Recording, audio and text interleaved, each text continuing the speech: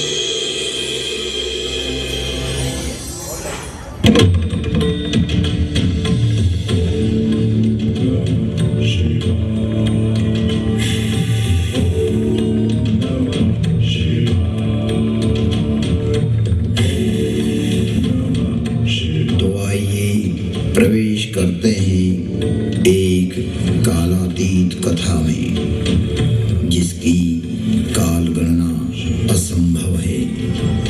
घटना युगों पहले की है कि जब अनेक अंतरिक्षों में अनेक ग्रहों पर उद्भव, पालन और संहार हो रहा था। अर्थात कई सारी सृष्टियों का प्रादुर्भाव और विलय हो रहा था। कई वहाँ की सभ्यताएं विकसित हो रही थी तो कोई नष्ट हो रही थी, और वर्तमान में भी यही क्रम अनंत कालों से चल रहा है और अनंत कल्प कल्पांतरों तक चलता ही रहेगा। यह अंतहीन क्रम है, परंतु यह घटना इस पृथ्वी नामक ग्रह की है कि जब यहाँ सब कुछ निशब्द था, समस्त पृथ्वी जल आप्लावित थी, तभी भगवान विष्णु ने वराह रूप धारण कर पृथ्वी के कुछ भाग को जल से बाहर निकाला, जिससे कालांतर में इस पृथ्वी पर जीव पनपने लगे और एक बड़ी काल गणना के बाद यहाँ मानव पैदा हुआ। किंतु उसे किसी प्रकार का बोध नहीं था, किसी भी प्रकार की अभिव्यक्ति की समझ नहीं थी। ना तो उस समय शब्द था, ना कोई वर्णाक्षर। चराचर जीव जगत अपने अपने समूह में एक मूक दृष्टि से एक दूसरे को निहारते थे, लेकिन कुछ भी अभिव्यक्ति नहीं कर सकते थे। चारों तरफ इस पृथ्वी पर सन्नाटा ही सन्नाटा था। प्राकृतिक स्वरों, ध्वनियों के अतिरिक्त यह पृथ्वी निशब्द थी। ऐसे कई युग बीत गए कि अचानक ब्रह्मा को विचार आया कि पृथ्वी का निर्माण हो चुका है। विष्णु ने अपनी व्यवस्था भी व्यापित कर दी है, लेकिन शब्द की उत्पत्ति कौन करेगा? बिना वाणी अभिव्यक्ति कैसे हो पाएगी? जब ब्रह्मा और विष्णु को प्रेरणा हुई कि देवों के देव महादेव ही इस सृष्टि में शब्द की स्थापना कर सकते हैं, शब्द ब्रह्म का दान दे सकते हैं,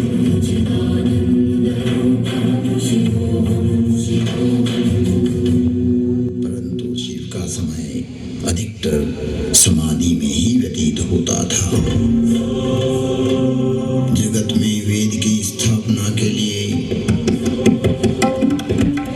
मनुष्यों में, प्राणियों में सत्य, प्रेम और करुणा की भावना प्रकट करने के लिए, शब्द को देह देने के लिए महादेव को समाधि से जगाना अति आवश्यक है। जब ब्रह्मा, विष्णु और सारे देवताओं ने महर्षि पाणिनि को प्रेरणा की कि वो महादेव को प्रसन्न कर जगत में शब्द प्रकट करने की प्रार्थना करें,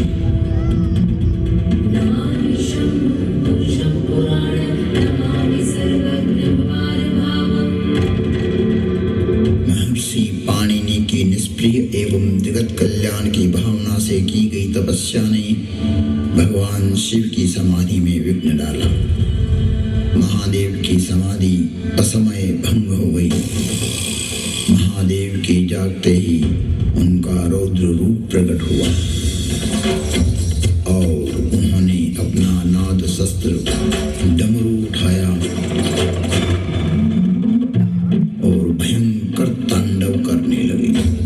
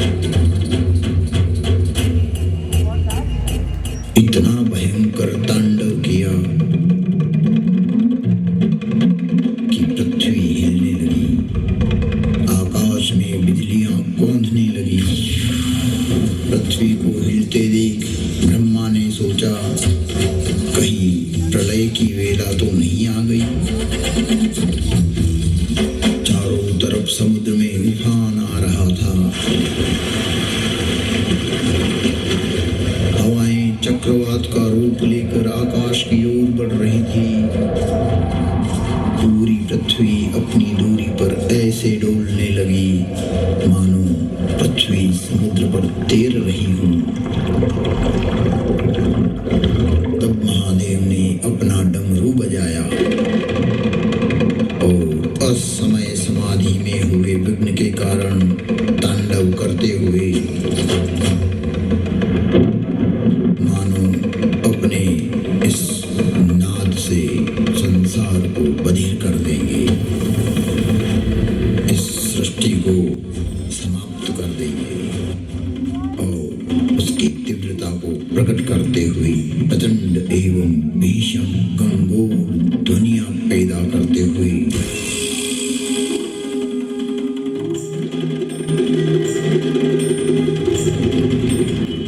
उग्र एवं महिमामय भयंकर डमरू नाद किया, जिससे प्राणी मात्र की श्रवण इंद्रियां लुप्त हो गई। नाद इतना भयावह था कि प्राणी मात्र के कर्ण भेद हो गए। कुछ काल के लिए यह स्थिति बन गई।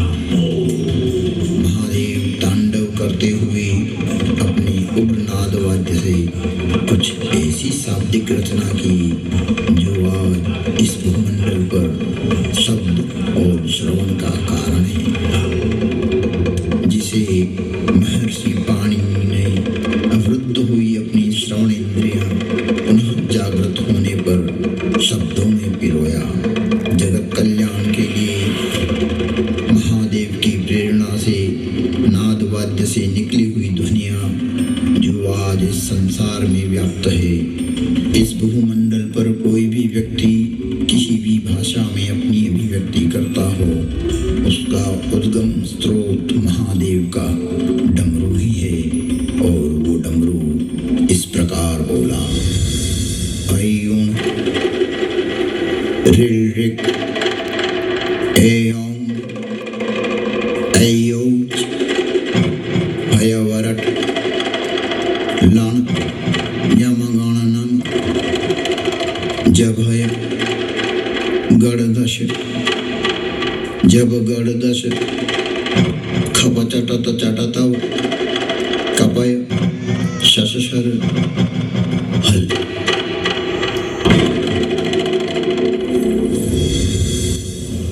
ऐं ऋ ऐं ऐऔच हयवरट लण यमगणनं जभय गणदश जब गणदश खप चटत चटतव कपय शशशर हल।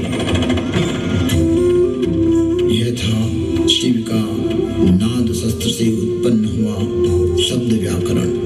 इससे शब्द की संरचना हुई और डमरू ने जिस प्रकार की 14 शिव सूत्र परमात्मा शिव ने जगत को दिए, वो आज सभी की अभिव्यक्ति का कारण है। इति माहेश्वराणि सूत्राणि अनादि संज्ञार्थानि ऐसा मंत्या इतः हकारादि स्वकार उच्चारणार्थ लणमध्ये तत्संज्ञकः। शिव के नाद तांडव के बाद संज्ञा, संधि, ओष्ठ, जिह्वा, कंठ, नासिका, पुरलिंग, स्त्रीलिंग, नपुंसकलिंग आदि आदि वर्णों की उत्पत्ति के स्थान तय हुए। वाणी में व्यापकता आई, वाणी की श्रेणियां निर्धारित हुई, वर्ण का लिंग तय हुआ। मुख और नासिका से एक साथ उच्चारित होने वाले वर्णों की उत्पत्ति हुई, जो लघु सिद्धांत कौमुदी में संक्षिप्त रूप से वर्णित है, जिसका विस्तार सिद्धांत कौमुदी में प्रतिपादित हुआ है, जिसे हम अल्प समय में अभिव्यक्त नहीं कर सकते। शिव के निनाद तांडव के उपरांत महर्षि पाणिनि ने शब्द की रचना की और अक्षर को रूप देने के लिए प्रथम प्रार्थना की। नत्वां सरस्वतीं देवीं शुद्धां गुण्यां करोम्यहं पाणिनीय प्रवेशाय लघु सिद्धांत कौमुदी। महर्षि पाणिनि ने विनय कर लघु सिद्धांत कौमुदी की रचना की, जो आज इस जगत में सर्व भाषाओं का मूल है, जो कि सनातन है, शाश्वत है। नृत्यावसाने नटराजराजः ननाद ढक्वां नव पंचवारम् उद्वर्तु कामादि सनकादि सिद्धैः एतद्विमर्शे शिव सूत्र जालो, तुम त्रिभुवन गुरुवेद बखाना, आन जीव पावर का जाना, विश्वनाथ ममनाथ पुरारी, त्रिभुवन महिमा विदित तुम्हारी।